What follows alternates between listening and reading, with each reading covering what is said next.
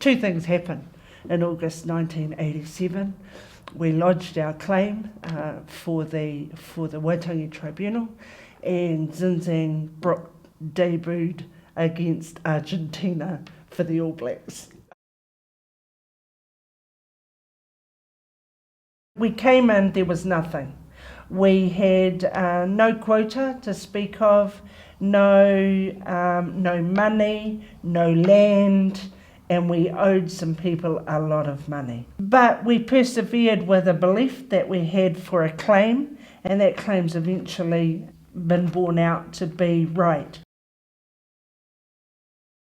The settlement is one of the most divisive, difficult things that anybody could ever undertake. They are hard on your people, they're hard on your negotiators. You're never going to get what you're entitled to. You're only ever going to get what the Crown offers you. We've done really well out of our settlement, but we've done really well out of relationships as well. So the settlement's not going to do any good to anybody if you just stick it in the bank. What is going to make it worthwhile for our people and make it ongoing is the relationships that you build with your community. Our tupuna said when she signed the deed with her two children in 1856, I believe she was setting up a future for Rangitāne. She was saying that we should have the right to be part of the economic, social, cultural growth of our community that we live in. And we're finally at that place. We have the ability to do that. How we do from now will determine how well Rangitāne goes into its future. There is still a lot of work to do, and we're able to do that. We just need to come together. Now is not a time to split apart. We got the old Grove Town Hall as part of the Crown settlement. It was big enough to put the car park on, and we built a kaipo in here on the acre section that we got at Grovetown, and that fulfilled really that leadership vision from the 50s when they decided that we should have a meeting place where Rangitāne could call its own. So kaipo has been set up, was named for the nurturing of all of those people who have gone before us, to make sure that it continues now and for the future. It wouldn't be a place where our people couldn't do things. It's supposed to be a place that's warm and inviting and is there for all of our people. And I think we've achieved that. We've achieved it really well. Why they stayed here, I believe, is because of the natural environment that they saw when they got here. They saw the taonga that were here. They saw an ability to build a home for their future generations. Kaitiaki are supposed to look after that, and Rangitāne iwi members are kaitiaki. It's imperative that we keep and look after our natural environment, otherwise what is all of this for? There are some people at the moment in the name of development that are starting to unearth some of those things that are precious.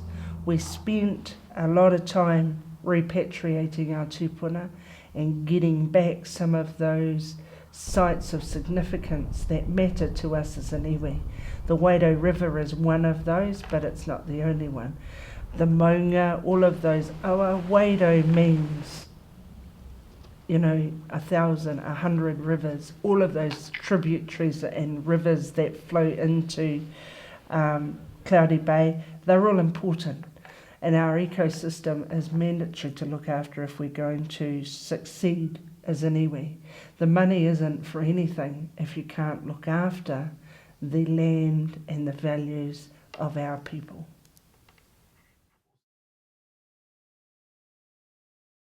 We're actually the lucky ones.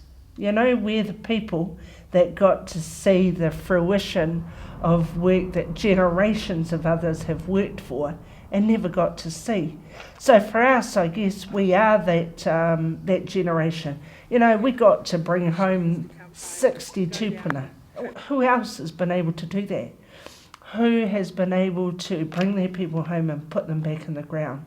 You know, those are massive things that others have died not ever being able to see any of the things that we've achieved. But it's all been on the back of their hard work. So yeah, I don't know that change necessarily. You don't throw out the baby with the bathwater. You don't throw out the old net because you think it's time for a change. How do you even know it's time for a change? Do you just decide, oh, well, you know, these people are used up? Is that how we treat our people? Is that a tikanga thing? Because it's no tikanga that I know of. We're supposed to be those people who look after our people, who respect them and learn from them. That's the only tikanga I know. That's how I grew up. My whole background is from people who knew all of those things about our tribe. And I spent time with them, talking to them, learning about those things. And, you know, those were my father, Auntie Kath, Uncle Rua, Uncle Matt Parawaka. And I even remember sitting at the bedside of your great-grandmother up there when, you know, just because that's what you did. And you didn't decide that it was your time. Other people decided it. I never wanted to do this. I never thought, yeah, this is what I'm going to be when I grow up. But it comes to you and you have a responsibility to it. And you know, that's something I guess you carry with you forever. So, you know, whatever it is that I still have to give to the tribe, I'll give, because that's the nature of the beast. You've got to do that. We have made significant gains. The settlement is in. It came in 2010. That doesn't mean we now get to sit down and rest. There are still so much more work to do. There's still parts of the settlement that are unfinished.